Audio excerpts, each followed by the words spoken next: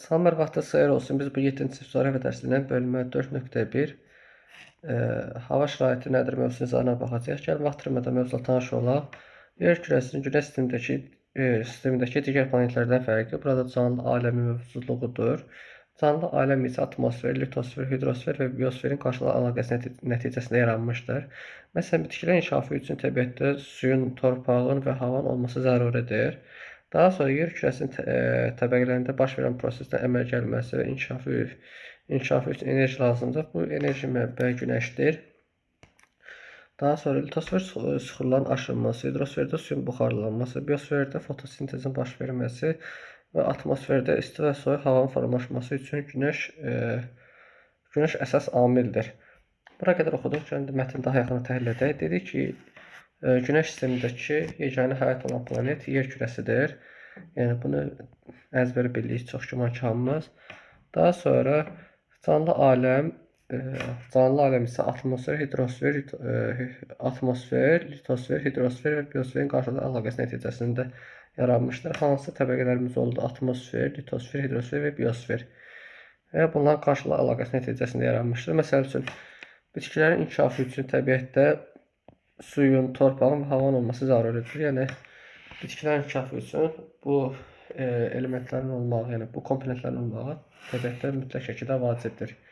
Daha sonra yerin kürəsinin təbəqələrində baş verən proseslər əmələ gəlməsi və inkişafı üçün enerji lazımdır. Bu enerji mənbəyi nədir?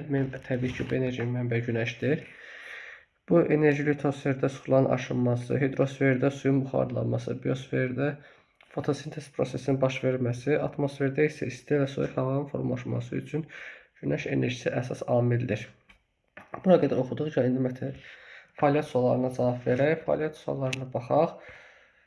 Birdə deyir ki, A şəklinə əsasən sualları cavablandırın. Baxın, bu bizim A şəklimiz və deyir, A şəkillər təsvir edin. Baxın, birinci, ikinci, üçüncü və dördüncü şəkillərə baxaq. Birinci şəkildə görürük ki, günəş enerjisi yeri qızdırır. Bu nəticəsində yerin təbəqələrində biosferdə, hidrosferdə, litosferdə, atmosferdə müəyyən enerji mübadilələri baş verir və müəyyən dəyişikliklər olur. Məsələn, bu dəyişikliklər hansıdır? Litosferdə aşınma, hidrosferdə suyun buxarlanması, biosferdə fotosintez prosesi olması və atmosferdə isti və soyuq hava formalaşmasıdır. Daha sonra fikir vericisi qarlı hava şəraiti formalaşır. Yəni, biz mətni oxuduq ki, atmosferdə günəş enerjisi nə yarada bilir? İsti və soyuq hava formalaşdıra bilir. Bu nəticəsində də atmosferdə müəyyən hava şəraiti mövcud olur və biz görürük ki, burada soyuq hava formalaşır və qarlı hava yaranır. Daha sonra isə meteoroloji stansiyalar nəticəsində biz bu havalar haqqında, yəni isti hava, soyuq hava, həmçinin yer kürəsində olan digər təbəqələr haqqında da məlumatlar əldə edə bilirik. Bu oldu bizim A-nın cavabı. Sonra B-yə baxaq. Günəş enerjisi yerin təbəqələrinə necə təsir edir? Baxın, burada elə cavab verib. Özünüz elə oxuyaraq bunun cavabını verə bilərsiniz. Yəni, bir də oxuyun, vaxt getməsin. Yəni, bunu oxuyaraq B-nin cavabını tapa bilərsiniz. Sonra C-yə baxaq. Üçüncü şəkildə verilən qarlı hava şəraitinin yaranması hansı təbəqədən asılıdır? Üçüncü şəkildə verilən qarlı hava şəraiti qismən hidrosfer, biosfer və litosfer ilə əlaqəli olsa da, əsasən yəni 90% atmosferlə əlaqəlidir. Və bu atmosferdə biz bilirik ki, isti və soyuq hava yaranır. Bu nəticəsində atmosferdə müəyyən hava şəraitləri yarana bilir. Məsələn, bunun da biri qarlı hava şəraitidir. Çox özüm izah vermək istəmirəm, çünki bu hava şəraiti haqqında gələcək dərslərdə də ətraflı məlumat alacağıq. Daha sonra D-yə baxaq. Dördüncü şəkildəki stansiya aparılan müşahidələr əhəmiyyətli ola bilər. Dördüncü şəkildə aparılan stansiyanın, yəni meteoroloji stansiyanın əhəmiyyəti atmosferdə baş verən prosesləri öyrənmək, daha sonra iqlim dəyişikliyi haqqında məlumat almaq, havanın temperaturu haqqında məlumat almaq kimi xüsusiyyətləri vardır və insanları bu haqqda məlumatlandıra bilər. Bu da oldu bizim dördüncü tapşırıq, yəni D-nin cavabı. İkinci tapşırığa baxaq. B şəklində verilən meşənin nümunəsində atmosferin digər təbəqələri ilə əlaqəsini izah edin. Bir şəkildə meşə görürük. Meşədə əsasən fikir veririksə, bu ikinci şəkildə görürük ki, əsasən biosfer və atmosferi əhatə edir. Yəni meşə bilirik ki, bizim yer kürəsinin ağciyərləri hesab olunur və karbonu udaraq oksigen havaya ixrac edir. Bu nəticəsində maddələrin balləsi formalaşdırır. Nəticədə bu da yer kürəsində hava balansının qorunmasına gətirib çıxardır. Yəni bu da dedik ki, həm atmosferlə, həm də biosferlə qarşı əlaqəsidir. Həmçinin biosferdə fotosintez, yəni bitkilərdə fotosintez prosesi də baş verir. Bu oldu bizim ikinci tapşırığın cavabı. Daha sonra baxaq. Dərsimizə yəni davam edək. Günəş şüaları yer səthinə qeyri-bərabər paylanmışdır. Antarktida qitəsində hava şəraitinin soyuq olması səbəbilə burada günəş şüalarının səthi kiçik buzaq altına düşməsidir. Hava şəraiti lokal ərazilərdə və qısa vaxtda havanın müşahidə edilən vəziyyətləri, məsələn, hava şəraiti günəşli, yağışlı, küləkli və s. ola bilər. Dedik ki, Antarktidada hava niyə soyuq olur? Antarktida havanın soyuq olmasının səbəbi burada günəş şüalarının kiçik buzaq altında düşməsidir. Bəs hava şəraiti nədir? Bu termini əzbər bilməlisiniz. Hava şəraiti dedik ki, lokal ərazidə qısa vaxt ərzində müşahidə edilən hava vəziyyətidir. Məsələn, hava şəraitinin aid ola bilər, günəşli gün ola bilər, yağışlı, küləkli ola bilər. Məsəl üçün, siz bugünkü günü bax, bu günə havaya baxaraq siz hava şəraitini müəyyən edə bilərsiniz. Məsəl üçün, deyək ki, bu gün hava günəşli idi və fikir verirsiniz, hava həqiqətən də günəşlidir. Yəni, onda hava şəraiti necə oldu? Günəşli oldu. Məsəl üçün, Bakıda hava günəşlidirsə, Gəncədə məsəl üçün qarlı ola bilər və yaxud da Qubada yağışlı ola bilər. Yəni, hər ərazinin özünə məxsus lokal hava şəraiti mövcuddur. Daha sonra müəyyən bir ərazidə hava şəraitinin kəskin dəyişməsi nəticəsində ekstremal hava hadisəsi yaranır. Bu hava şəraiti mühitdə böyük dağıntılara səbəb olur. Məsələn, çovğun, dolu, leysan və s. hadisələri qorunmaq üçün insanlara öncədən müxtəlif yollarla hava proqnozu verirlər. Dedik, ekstremal nədir? Ekstremal sözünü elə bilirik ki, yəni şiddətli bir şeydir. Ekstremal çətin deməkdir. Yəni çətin hava hadisələridir. Yəni havanın müəyyən şəraitdə kəskin dəyişməsidir. Məsəl üçün, küləklidir. Havaya baxırıq, küləklidir. Birdən görürük, hava həddindən artıq şiddətli olur və bu nə olur? Qasırğaya, fırtınaya çevrilə bilər. Əgər biz sahil yanı ərazilərdə yaşayırsa, bu fırtınaya çevrilə bilər. Və yaxud da daha sahildən kənar ərazilərdə yaşayırsa, qasırğaya da çevrilə bilər. Yəni, bu da nə oldu? Ekstremal hava şəraiti oldu. Yəni, lokaldan fərqli olaraq hava şəraiti ani bir şəkildə dəyişir. Lakin ekstremal hava şəraitini insanlara qorumaq üçün əvvəlcə hava proqnozları vasitəsilə insanlara məlumat verilir. Və burada da qeydlər verilir. Məsələn, çovğun, dolu, leysan ekstremal hava şəraitlərinə aiddir.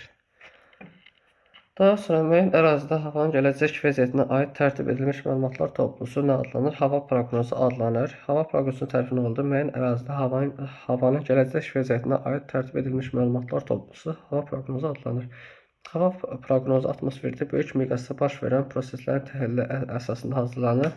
Buraya əsasən havanın elementlər daxil edilir. Havanın neçə elementi var? Havanın təbii ki, 3 elementi var. Bunu əzbər bilməlisiniz. Temperatur, təzyiq, rütubət. Baxın, bu terminləri əzbər bilməlisiniz. Ekstremal hava nədir? Hava proqnozu nədir? Və havanın elementi nədir? Bunları siz əzbəri bilməlisiniz. Və gəlin bir təkərli hava şəraitinin olduğu lokal ərazidə və qısa vaxtda müşahidə edilən hava vəziyyətidir. Bəs ekstremal hava nədir? Müəyyən bir ərazidə hava şəraitinin kəskin dəyişməsi nəticəsində ekstremal hava yaranır.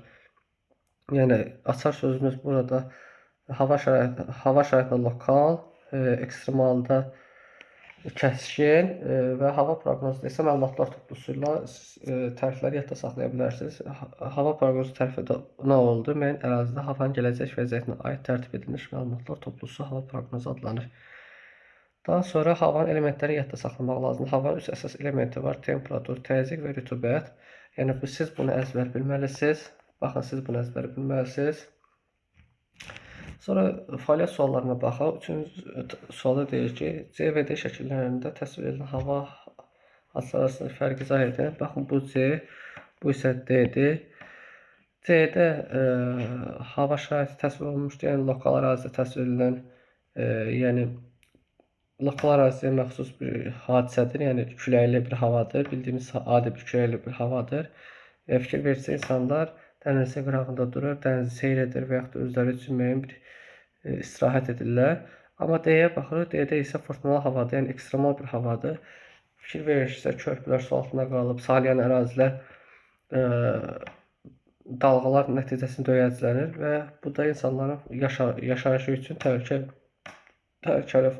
formalaşdırır. Yəni fərqi nə oldu? C-də hava şəraitidir, yəni bildiyimiz sadə hava şəraitidir, D-də isə ekstremal hava şəraitidir. Sonra baxaq, 4-ə baxaq, yer şəklinə əsasən suallar cavablandır. Baxın, bu bizim yer şəklimizdir. Hava proqnozunu necə izah edərdiniz? Baxın, burada hava proqnozuna baxaraq görürük ki, Bakı şəhəridir. Bakı şəhərində 17-si yanvarın 17-si 2024-cü ildə hava temperaturu 15 dərəcədir. Nisbi rütubətli 20%-dir. Küləyin sürəti isə saatda 25 km/saatdır, yəni sürəti və həftəlik icmalı hava proqnozunun həftəlik icmalı verilmişdir. Məsələn, cümə axşamı, cümə, şənbə, bazar ertəsi və çərşənbə axşamı haqqında məlumatlar verilmişdir və buna baxaraq siz həftəlik rutininizi müəyyən edə bilərsiniz. Daha sonra B-yə baxaq. Hava proqnozuna aid məlumatı əsasən cədvəl dəftərinizdə doldurun. Baxın, bizə hansı şəhər haqqında məlumat verir? Bakı şəhəri haqqında. Şəhəri yazacaq. Bakı. Tariximiz nə oldu? Baxın, tariximiz bu oldu.